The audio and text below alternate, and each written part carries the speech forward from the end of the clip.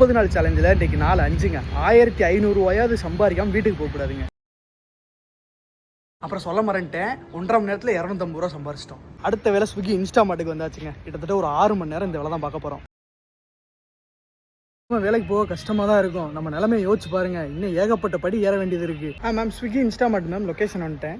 ஏன் ஆர்டர் போட்டு ஃபோனை எடுக்க மாட்டேறீங்க? இங்கே இருந்து நாங்கள் மறுபடியும் அந்த ஆர்டர் ரிட்டன் கொண்டு போனோம். அது எங்கள் கணக்கிலே வராது. எம்ஜி எடுக்க முடியாது. டைம் தான் வேஸ்ட்டு. வெயில் அடிக்குது. மணி 3:30 ஸ்விக்கி இன்ஸ்டாமார்ட் ஓட்டிட்டு ஒரு வழியாக ஆஃபீஸ் வந்துச்சு.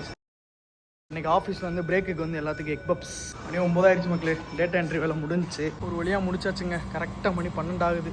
அப்புறம் இன்றைக்கி ஃப்ரூட் பாக்ஸில் ஒரு 250, டேட்டா என்ட்ரியில் ஒரு 250, ஸ்விக்கி இன்ஸ்டாமார்ட்டில் ஒரு 1650 ரூபா, மொத்தம் 2150 ரூபா சம்பாரிச்சிருக்கோம். யூடியூப்பில் $86 தாங்க வந்திருக்கு. 30 சென்ட் 20 சென்ட்டுமா கூட்டிகிட்டு இருக்கு. அப்படியே நான் எப்போயாவது தான் கேட்பேன். ஃபாலோ பண்ணிக்கோங்க.